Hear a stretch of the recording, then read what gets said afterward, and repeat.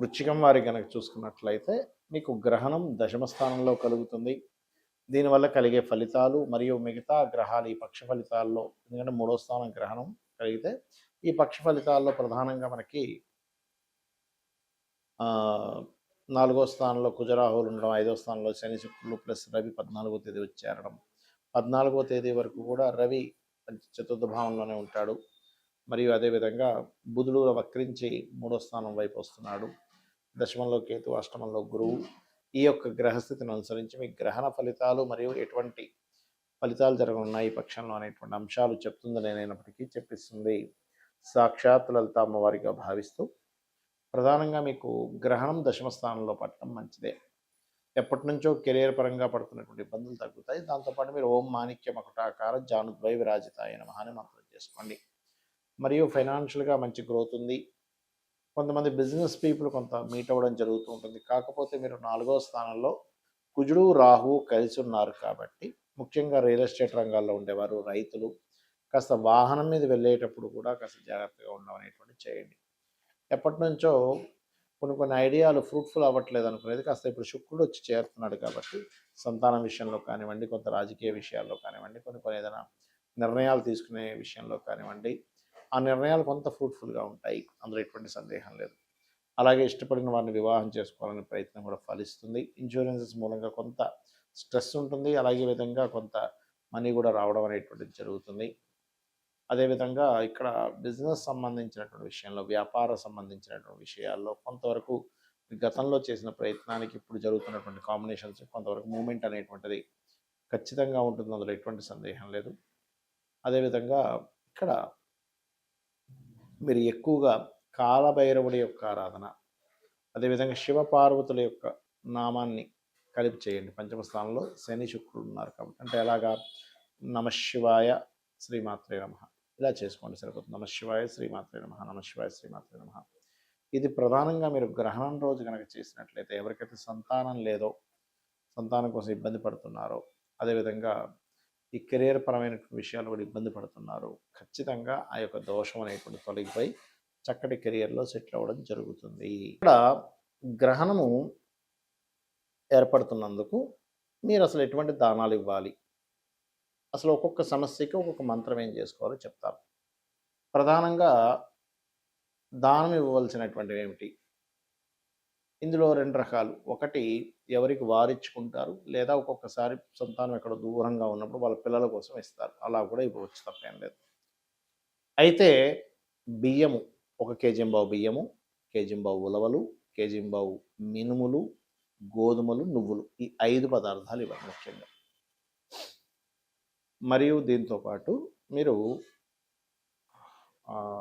వెండికి మన ఇత్తడికి సంబంధించి, వెండి కాదండి, వెండి చాలా రేటు ఉంది, ఇత్తడికి సంబంధించి చిన్న గిన్నె తీసుకొని దాంట్లో ఆవు నెయ్యి పెట్టి, ఏదైనా లోహాలు, పంచలోహాలు, రాగిలో వాటిలో వీటిలో ఉంటాయి, సూర్య చంద్ర ప్రతిమలు మరియు నాగ పడగలు ఉంటాయి, ఆ రెండింటిని ఇవ్వాలి, గుర్తుపెట్టుకోండి.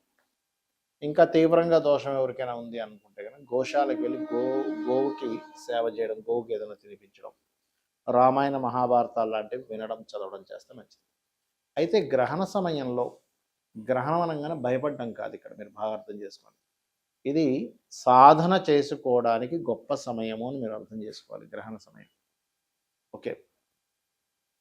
మీరు ఇక్కడ గ్రహణం మీకు కనబడకపోయినా 4:35 గ్రహణ సంబంధించిన పట్టు స్నానం చేసి కూర్చొని 7:30 వరకు కూర్చోవచ్చు జపం, తర్వాత విడుపు స్నానం చేయొచ్చు. అయితే ఇక్కడ ఏంటంటే మీకు ఎటువంటి సమస్య ఉంటే ఎటువంటి నామం చేసుకోవాలనే దాని మీద ఉంటుంది. ఇప్పుడు చూడండి, ఎవరైనా సరే వాళ్ళు ఎదగలేకపోతున్నారు అని ఉంటుంది లైఫ్లో, అలాంటప్పుడు మీ లగ్నం పాడైందని అర్థం. అలాంటప్పుడు శ్రీమాత్రే నమః బ్రహ్మాండంగా మంచి ఫలితం ఇస్తుంది, రక్షణ కలుగుతుంది అమ్మవారు. అలా కాదండి, మాకు ఫైనాన్షియల్గా బాగా ఇబ్బంది ఉంది, ఆ గ్రహణ సమయంలో ఏ మంత్రం చేసుకోవాలి అంటే ఓం సంపత్కరీ సమారూఢ సింధుర వ్రజ సేవితాయ నమః, లేదా ఓం ధర్మాధ్యక్ష ధనాధ్యక్ష ధనధాన్య విపత్తిని నమః. అలా కాదు, మేము ఏది మాట్లాడినా మిస్కమ్యూనికేషన్స్ అయిపోతుంది, మాట్లాడాలంటే భయం వేస్తుంది, ఎక్కడ వెళ్ళి ఎవరితో ఏదైనా ఇబ్బంది అవుతుంది అంటూ ఉంటారు కొంతమంది. ఎక్కువగా స్త్రీలు ఎక్కువగా ఈ విషయంలో, పురుషులు కూడా ఎదుర్కొంటారు. దీనికి ఏమిటి లలిత సహస్రనామాల్లో ఆ 4 గంటల సేపు చేసే మంత్రం ఓం కర్పూర వీటికామోద సమాకర్ష దిగంతరాయ నమః. అలా కాదండి నాకు గృహం కొనుక్కోవాలని ఉంది, లేదా ఎడ్యుకేషన్లో డిస్టర్బ్ అవుతున్నప్పుడు ఏం చేయాలి? ఎడ్యుకేషన్లో కనుక మీరు డిస్టర్బ్ అవుతున్నట్లయితే మీరు దక్షిణామూర్తి స్తోత్ర పఠనం చేసుకోవచ్చు చక్కగా. లేదా లలితా సహస్రనామాల్లో ఓం శుద్ధ విద్యాంకురాకార ద్విజపంక్తి ద్వయోజ్వలాయ నమః. లేదండి మాకు గృహ సంబంధించినవంటే మణిద్వీప వర్ణన చేసుకోవచ్చు చక్కగా. అదేవిధంగా సంతానం కోసం ఇబ్బంది పడుతున్నటువంటి వారు శ్రీమాత్రే నమః అని, లేదా మనకి దిగంబర దిగంబర శ్రీ పాదవల్లభ దిగంబర అనే మంత్రం చేసుకోవచ్చు. రుణరోగ శత్రువులు ఎక్కువగా ఉన్నాయి, ముఖ్యంగా రుణబాధలు ఎక్కువ పడుతుంటారు. ఓం అపర్ణాయే నమః. అయితే ఇక్కడ ఏంటంటే ఓం అపర్ణాయ నమఃతో పాటు ఓం సంపత్కరీ సమారూఢ సింధుర వ్రజసేవితాయ నమః కలిపి చేస్తే ధనము వస్తుంది, రుణము తీరుతుంది.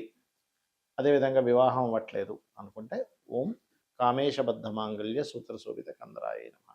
వివాహ జీవితం బాగాలేదనుకున్నప్పుడు ఓం శివకామేశ్వరాంకస్త శివ స్వాధీన వల్లభాయ నమః. అలా కాదండి అపమృత్యు దోషాలు ఉన్నాయి, చంద్రశేఖర అష్టకం చేసుకోండి, అంతసేపు అద్భుతమైనటువంటి యోగం కలుగుతుంది, గండాలు తొలగిపోతాయి, అపమృత్యు దోషాలు పోతాయి, ఆయుష్ పెరుగుతుంది. అలా కాదు పనులన్నీ ఆగుతున్నాయండి అనుకున్నప్పుడు అష్టమీ చంద్ర విభ్రాజ అలిక స్థల శోభితాయ నమః అని చేసుకోండి.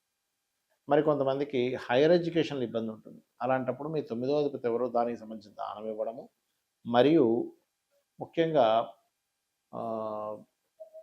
హయగ్రీవ స్తోత్రం చేసుకోవడం అన్నిటికంటే ఉత్తమం. ఇక మీకు కెరియర్ పరంగా బాగాలేదు, కెరీర్ పరంగా చాలా ఇబ్బంది పడుతున్నారు అనుకోండి, ఓం మాణిక్య మకుటాకార జానుద్వయ విరాజితాయే నమః ఖచ్చితంగా ఎదుగుతారు. హ్యాపీనెస్ లేదండి, అదేవిధంగా మనకి బిజినెస్లో ఎదగలేకపోతున్నాను, ఒక్క సక్సెస్ కూడా లేదు అని బాధపడేటువంటి వారు ఈ గ్రహణ సమయంలో ఓం ఇంద్రగోప పరిక్షిప్త స్మరతోనా భజంగికాయే నమః అని మంత్రం చేసుకోండి. ఈ నామాలు ఏవైతే ఉన్నాయో అపౌరుషములు అంటారు. మనం ఈరోజు చేసేటువంటి మంత్రం అంటే గ్రహణం రోజు చేసేటువంటి మంత్రం ఏదైతే ఉంటుందో అది ఖచ్చితంగా ఒకసారి చేస్తే 1000 సార్లు ఫలితం ఉంటుంది. కాబట్టి 1000 సార్లు అంటే ఏమిటి, మామూలు విషయం కాదుగా. 1000 రోజులు అనుకోండి బహుశా, అంటే 3 సంవత్సరాలు. 3 సంవత్సరాల పాటు మీరు 4 గంటలు చేసినటువంటి ఫలితం. 4 గంటల సేపు గ్రహణం చేయడం మామూలు విషయమా? అదొకటి చెప్తారు శాస్త్రంలో. రెండవది పునశ్చరణ, అంటే మీరు గతంలో ఒక మంత్రం చేశారు, ఆ మంత్రాన్ని పదే పదే మళ్ళీ అంత జపము చేసిన ఫలితం, అంటే కొన్ని లక్షలు చేస్తున్నా అనుకోండి, ఈ సమయంలో చేసినటువంటి ఫలితం అన్ని లక్షలు చేసిన ఫలితం వస్తుందని దాని యొక్క అర్థము. కాబట్టి ఇది చేయండి. మరియు ఇక్కడ మీకు ఏదైనా సమస్య బాగా తీవ్రంగా ఉంది, అది ఏ భావానికి సంబంధించిందని చూసుకొని ఆ గ్రహం మీ జన్మజాతకంలో అక్కడ ఏదైతే గ్రహం ఉందో ఆ గ్రహానికి సంబంధించిన దానం ఇవ్వండి. అప్పుడు ఖచ్చితంగా ఏమవుతుందంటే ఆ యొక్క డిస్టర్బెన్సెస్ అనేవి పూర్తిగా తగ్గిపోవడం జరుగుతుంది. ఇది ప్రధానంగా గుర్తుపెట్టుకోండి. ఒకటే ఏంటంటే గ్రహణం అనగానే ఏదో ఈ రాశి వారికి ఏదో అయిపోతుంది, ఆ రాశి వారికి ఏదో అయిపోతుంది కాదు. కొంచెం దాని ఎఫెక్ట్ ఉంటుంది, లేదా అపరకు అయిపోతామని కాదు. మీరు అన్నిటికంటే ముఖ్యమైనటువంటిది పూర్వజన్మ కర్మల్ని పాపాలని మంత్రము ద్వారా తగ్గించుకునేటువంటి గొప్ప అవకాశము అనేటువంటి విషయాన్ని మీరు గుర్తెరిగి మనసుని లగ్నం చేసి చేయండి మంత్రం. చాలామంది ఏం చేస్తారంటే ఏదో చేస్తున్నాం అంటే చేస్తున్నాం, అలా కాదు, మనసు లగ్నం చేసి మనసుతో చేయండి. ఇప్పుడు ఆలోచనతో చేస్తాము, మనసు మైండ్లో తిప్పుకుంటూ, లేదా మనం నోటితో చేస్తాం, అలా కాదు మనసుతో చేయండి. మనసుతో చేయాలనే ప్రాక్టీస్ చేయండి. ఖచ్చితంగా మీకు దాని యొక్క ఫలితం 100% కలుగుతుంది. శ్రీమాత్రే నమః.